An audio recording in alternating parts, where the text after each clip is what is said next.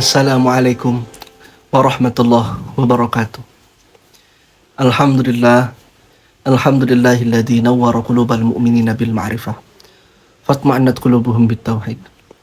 Allahumma shalli wa sallim ala sayyidina Muhammadin wa ala alihi wa ashabihi alladzina amanu wa 'amilus salihati ila yaumil maw'ud. Amma ba'du. Qala Allah Ta'ala fil Qur'anil Karim wa huwa asdaqul qailin.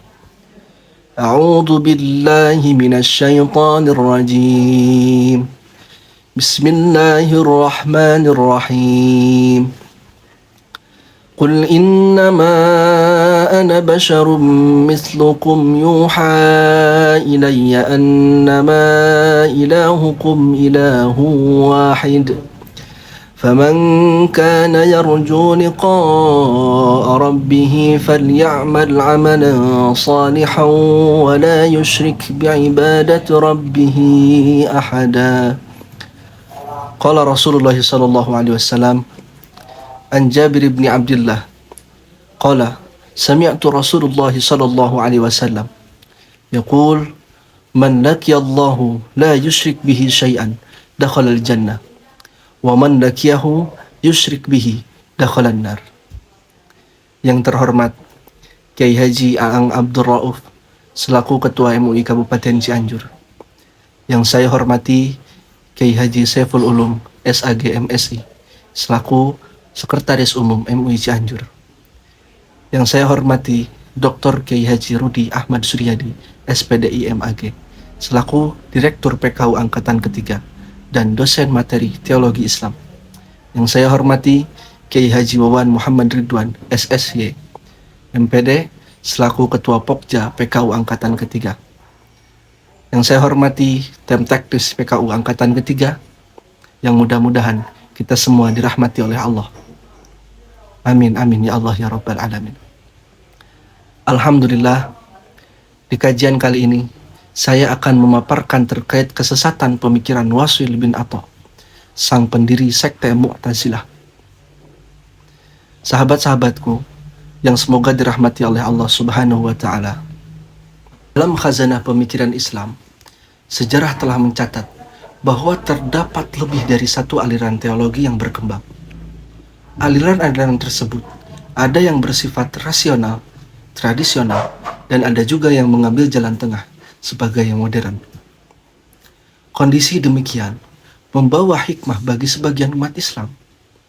Bagi mereka yang berpikir rasional, tentu akan mengambil argumentasi pemikiran dan pemahaman berdasarkan teologi yang beraliran rasional tersebut. Sementara bagi mereka yang berpikiran tradisional atau moderat, cenderung akan menyesuaikan diri dengan aliran-aliran yang cocok dengan pemikirannya. Salah satu pokok persoalan yang menjadi bahan perbincangan para teologis adalah tentang ketergantungan manusia terhadap Tuhan dalam menentukan perjalanan hidupnya.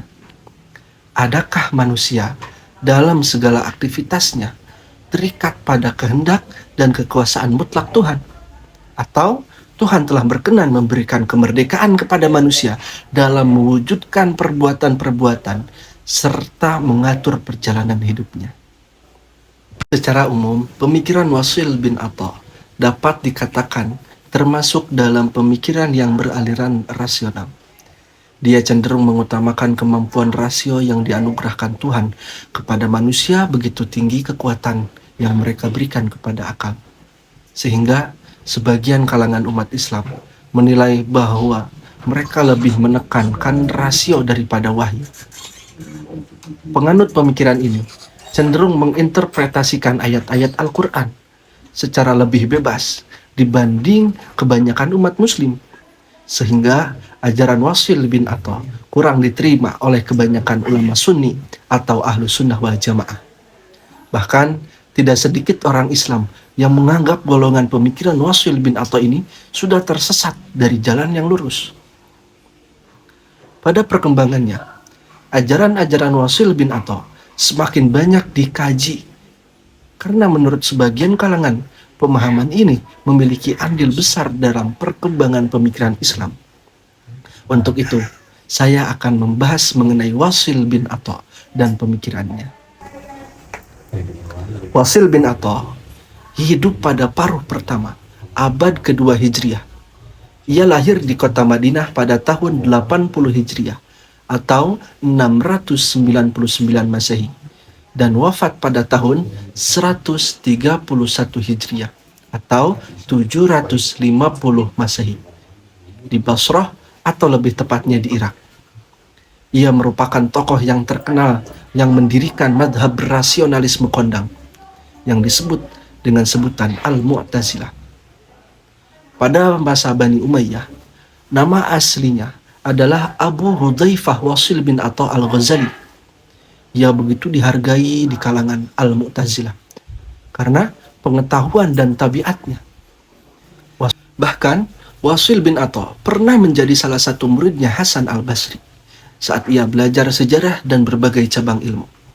Selama pemerintahan Abdul Malik bin Marwan dan Hisham bin Abdul Malik, sebagaimana yang tadi dikatakan bahwa Wasil merupakan pendiri dan pemuka dari aliran Al-Mu'tazilah. Pengikut ajaran-ajaran yang dibawanya dikenal dengan sebutan Mu'tazilah Al-Wasiliyah atau Wasiliyah. Mu'tazilah ini pada prinsipnya memiliki 4 dasar. Yang pertama, posisi di antara dua posisi bagi para pembuat dosa besar, atau dalam bahasa Arabnya disebut dengan al-manzilah bainal manzilatain. Asal doktrin adalah bermula ketika pada ketidakpahamannya Wasil bin Atha dengan gurunya, yaitu Hasan al-Basri, dalam permasalahan posisi pelaku dosa besar. Yang kedua, kepercayaannya kepada qadar. Menurut Wasil, Tuhan itu bijaksana dan adil, sehingga keburukan dan ketidakadilan tidak bisa dinisbatkan kepada Tuhan. Tuhan tidak bisa berkehendak kepada makhluknya atas sesuatu yang bertentangan dengan apa yang Dia perintahkan.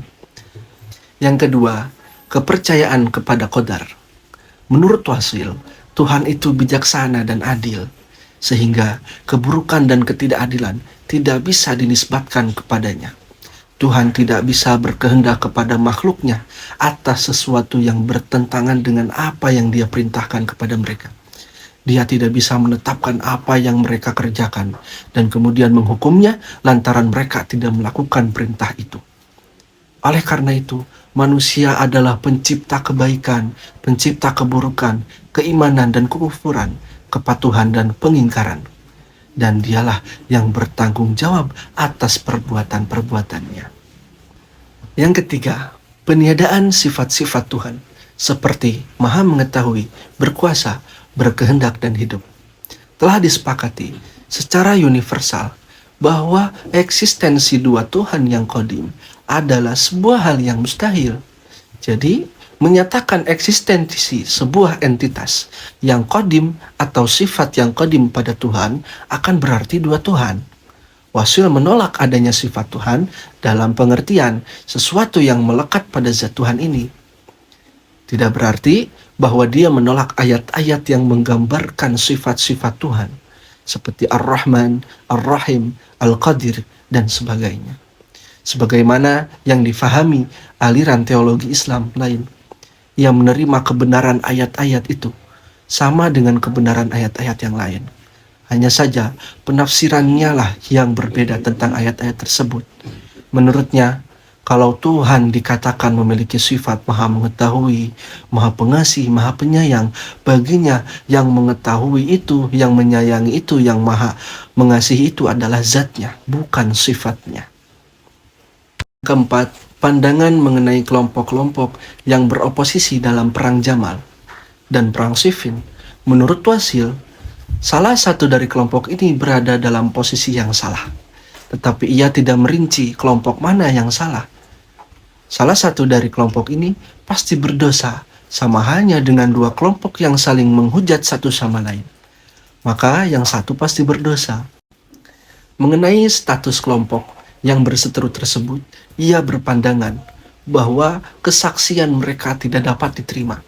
Konsekuensinya, kesaksiannya Ali, Thalhah, Zubair sekalipun dalam hal yang signifikan adalah sesuatu yang tidak dapat diterima. Boleh jadi bahwa Utsman dan Ali keduanya bersalah. Mu'tazilah sempat eksis pada masa dinasti Umayyah dan mengambil puncaknya pada masa dinasti Abbasiyah. Pada masa Bani Umayyah, Mu'tazilah masih berkisar tentang pelaku dosa besar dan sudah muncul 5 ajaran pokok Mu'tazilah yang harus dipegang oleh penganutnya. Pada masa Abbasiyah, Mu'tazilah memiliki kebebasan dan keleluasaan dalam mengembangkan ajarannya. Bahkan pada masa Al-Ma'mun, Mu'tazilah berubah menjadi madhab resmi negara.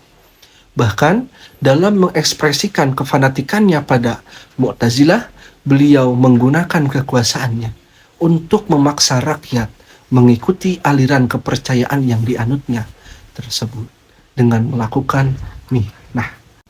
Baik, kesimpulannya adalah Mu'tazilah merupakan aliran yang mendasarkan faham keagamaan mereka pada 5 ajaran ini. Yang pertama, at-tauhid atau keesaan Tuhan. Yang kedua, al-adl, keadilan Tuhan. Yang ketiga, al-wa'du wal-wa'id, janji dan ancaman. Yang keempat, al-manzilah bainal manzilatain, posisi antara 2 posisi. Dan yang terakhir yaitu amar ma'ruf nahi mungkar, menyuruh berbuat kebaikan dan melarang segala kemungkaran. Di mana seseorang belum bisa diakui sebagai anggota Mu'tazilah kecuali jika sudah mengakui dan menerima 5 dasar ajaran tersebut, atau yang disebut dengan al-usul al-khamsah. Ihdinas siratal mustaqim, wabillahi taufiq wal hidayah, warridha wal inayah. Assalamualaikum warahmatullahi wabarakatuh.